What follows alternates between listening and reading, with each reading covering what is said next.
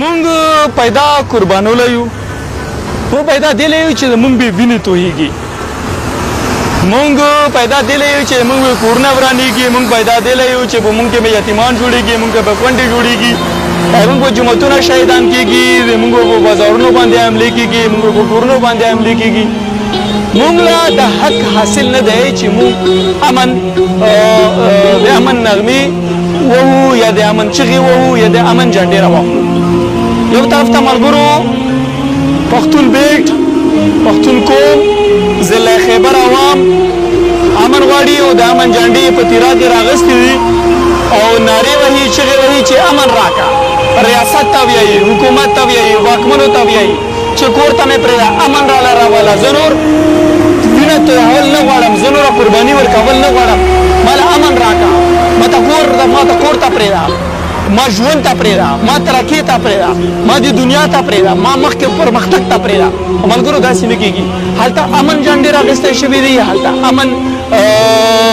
هلته چې کوم دی امن خلک غواړي هلته خواست کېږي ریاست ته چې امن راکړه بل طرف ته دلته زمونږ په شا باندې جومات ته په علي مسجد کې په همدغه خیبر کې په همدغه دوران کې چې هلته امن چغه ولی شي بل طرف ته دلته چې کوم دی که نه بلاست کېږي جومات ورانېږي او په هغه جومات کې دننه چې کوم دی دوران تلاشي یا دوران گفتگو ایډیشنل ایس ایچ او هغه پکې شهید کېږي نو ملګرو دا تفصیلات دغه راسي چې دلته چې زه موجود یم زما په شا باندې تاسو دغه جومات وینئ دا زیر تعمیر جومات و یعنې دغه جومات باندې کار روان و او په دغه جومات کې دوه مشکوک تنان وو چې هغه د اوله نه ناست وو چې هر څه پلان یې و چې په دې جومات کې دوسا پلان جوړولو خیبر پولیس ته یا نور چې کوم انویسټیګیشن ادارې دي هغو ته مقامي خلکو اطلاع ورکړله یا ورته اطلاع میلاو شوله چې دلته په دغه جومات کې چې کوم دی دوه مشکوک تنان دي هغو راغلل دوران تلاشي یا چې څه هم هلته شوي دي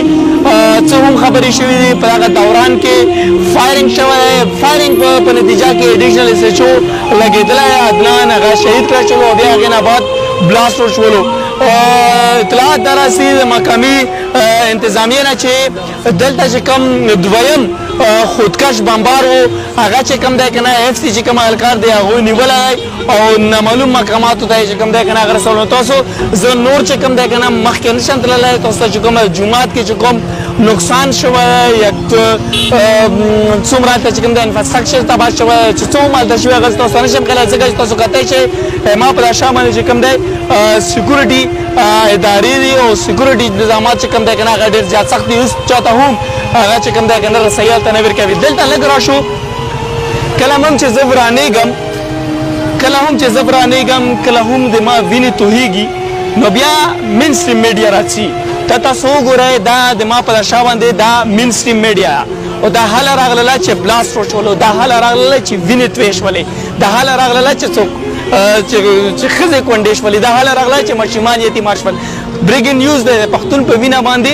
بریکینګ نیوز میلاویږي خلکو ته او هلته مې چې امن مارچ دی هلته چې امن غواړم هلته چې د امن جنډې راخلم هلته چې د امن چغې وهم نو یو مین سټریم میډیا ولا ځان نه رسوي پته نشته چې دا کوم یو جنګ روان دی نه پوهېږو چې دا کوم یو نقصان روان دی هی افسوس بیا به په لیوید سنټر کې یوه جنازه کېږي بیا به ماشومان راوستی شي بیا به ژړاګانې کېږي نه پوهېږو چې د پښتون دغه وینه دغه د دغې قیمت په څو لګېدلی څومره ډالره به میلاویږي څومره پیسې به میلاویږي او بل دې سره سره کوم جنت به میلاویږي هغه کوم جنت دی چې د پښتون د دې بېوسه د دې ساده ولس د دې مسلمان ولس د دې پښتون ولس په وینه باندې میلاویږي نو بهرحال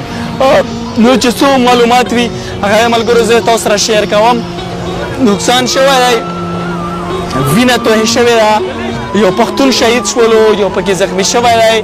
نو بهرحال نو چې څه هم تفصیلات راسي ملګرو هغه به تاسو سره شیر کوم مین سټریم میډیا را رسېدلې ده پښتون وینه توهه شوې ده ویې ګورئ